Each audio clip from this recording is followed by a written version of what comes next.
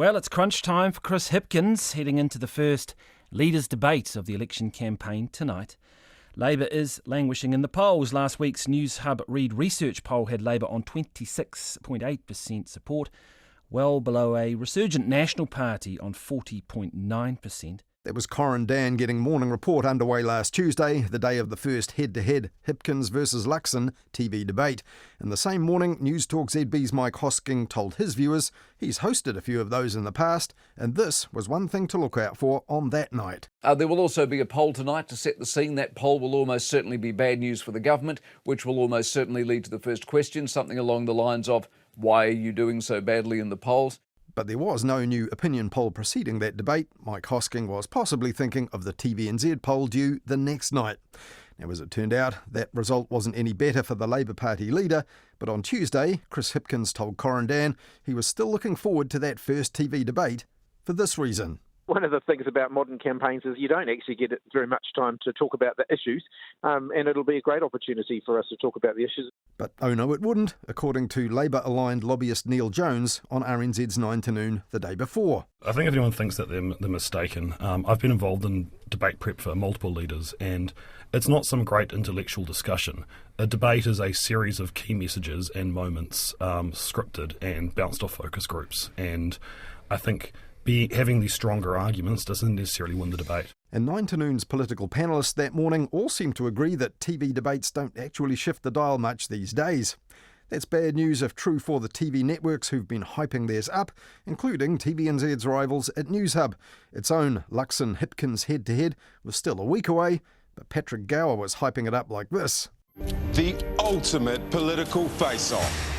It's Chris Hipkins versus Chris Luxon in an election-defining debate. It's the showdown of the campaign. You don't want to miss this. Now, all that might just have rubbed up the wrong way the leaders of our minor parties, who did have a live debate on the same channel on Thursday night, which News Hub called the Power Brokers debate. And with the big red and blue parties only polling about 65% put together lately, the success or failure of those other parties in October really could define the election result. The Capital's Daily The Post was not so pumped about the first TVNZ live debate. Under the front page headline, The Loser Effect, it said both leaders had more to lose than to gain on Tuesday. And the same day, on the Herald's front page podcast, political editor Claire Trevett didn't seem too excited either about Tuesday's debate. I don't know if it's the most important debate of all time. It's possibly not even in the top 5. In the Herald, Claire Trevett said the polls and the public have shown a shrug of indifference to both Chris's, though if we're just not that into them, as she thought, that hasn't been mirrored by most political reporters who are still firmly fixated on those two party leaders. Trevett's own Herald, for example, has been handing out a Chris of the Week award each week, a contest that few other than political reporters and pundits could possibly care about. But for the upcoming debut debate on TV, Claire Trevett reckoned the mission for each Chris was this. Hipkins has to somehow persuade people Luxon is not cut out to be Prime Minister and try to reinflate his own standing with voters. All Luxon has to do is survive and not give people reason to believe he can't handle the top job. So, how did the media spectacle unfold on Tuesday? Former MP Tohenare, for example, was first cab off the rank on TVNZ1 after the debate when he was asked who won. Nah, there's no winner, no loser. And after that, TVNZ's deputy political editor Mikey Sherman sat on the fence. It wasn't necessarily something that someone needed to win tonight. If I did have to, I do have to hang out with them on the campaign trail, so I need to be careful here, guys. ZB's Mike Hosking said that the winners were the viewers who gave the debate a miss, while his fellow host on Drive, Heather Duplessis-Allen, said that she wished she'd watched the whole thing on fast forward. While the Herald's Claire Trevett, not expecting a lot as we heard earlier, called it a snooze fest, and Herald columnist Steve Braunia said he searched in vain for an ounce of charisma among the blandness. But never mind charisma or drama, what about that contest of ideas or any new revelations?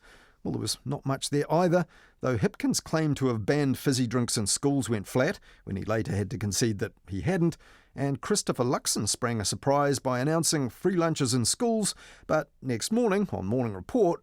However, Christopher Luxon told Morning Report he misspoke. What I meant by that was, the targeted approach the government has today is something we'll continue with and continue to support. Now, on TVNZ's debate, Christopher Luxon also said twice every single health outcome for Māori and non-Māori has gone backwards. And that wasn't true, specifically for Māori in several areas, as RNZ journalist Ella Stewart showed in a data-rich analysis on RNZ's website on Wednesday. But while that went unnoticed and unreported elsewhere after the debate, one vulnerability observers were looking out for was National's data-deficient tax plan. All month, political reporters have been screeching variations of "show us your spreadsheets," including Newshub's Lloyd Burr. I see you've got a folder there on your lectern. Is that the Excel spreadsheet of your tax plan that you've printed out and ready to release? And Lloyd Burr seemed to take it personally when Christopher Luxon didn't deliver what he wanted during 20 minutes of talking to reporters that day. Cue his signature move, walking off. For the last 2 weeks, and I've watched this from afar, you walk away when we've still got questions. We've still got... John Key would have post-cab for an hour and a half. He would not. He would. He had an hour and a half, and then he'd go, all right, cheerio, folks, catch you later. Whereas you walking... If you're going to be Prime Minister, you can't do this. Just flee to your Crown car. But Christopher Luxon could, and did. And Lloyd Burr later told Newshub at 6 viewers he would probably keep on doing it. Yeah, he can, and I think he will, and it's going to make for a pretty long next month, isn't it? Though Christopher Luxon clamming up on this key question did give Lloyd Burr a nice line for his report from that photo op on a sheep farm, Luxon's silence among the lambs. Well, Hayden Donnell took a look at that on Midweek Mediawatch with Mark Leishman last Wednesday on Nights here on RNZ National, and that included a forensic accounting of all the mixed sporting metaphors deployed by the post-debate political panel of pundits. I'm going to go with the boxing analogy. Take the football analogy again. He has to kick it out of the park. Chris Hipkins needed a knockout. I mean, it's a bit like Penrith versus Warriors. There was no up the wires moment. Hayden also took a look at the political leaders turning down invitations from Māori media. That's all in this week's Midweek Media Watch. If you missed it, it's available on the Media Watch page of the RNZ website, our section of the RNZ app, or for free wherever you get your podcasts. Now, such photo op antics prompted listener columnist Michelle Hewitson to conclude in this week's issue that politicians on the campaign trail are behaving as if they've won lead roles in amateur dramatic productions in Te Puke. And she cited Long John Luxon dressed as a pirate the previous week, generating media images that she deemed cringeworthy. Likewise, Chris Hipkins the same day in Christchurch tickling a robot. But all these events are, of course, arranged by the political parties for the media's benefit. And in this campaign, the media are even staging their own events for yet more exposure for those party leaders. This week's listener, for example, carries posed portraits of them by Jane Ussher called Lens on the Leaders, though surely the magazine's upscale readership know full well what they all look like by now. And the Herald's Michael Nielsen has been playing pool with the party leaders for another campaign series in video. And RNZ's Charlotte Cook has been cooking with them on camera as well. Are you cleaning up? Yeah, probably. After all the mess this government's left, probably cleaning up for 3 or 6 years. Clearly, many in the media didn't get Claire Trevette's memo about our limited appetite for the party leaders. Acts David Seymour there being grilled by RNZ's Cook. Now on Thursday, David Seymour was out of the kitchen and into the pub for the Newshub Power Brokers debate, alongside other minor party leaders, Marama Davidson of the Greens, Debbie Ngarewa-Packer of Te Pāti Māori, and New Zealand First's Winston Peters. And this was a spikier outdoors affair with insults, high fives, and interjections from the beer garden audience. It calculates Rebecca, starting a job with Winston.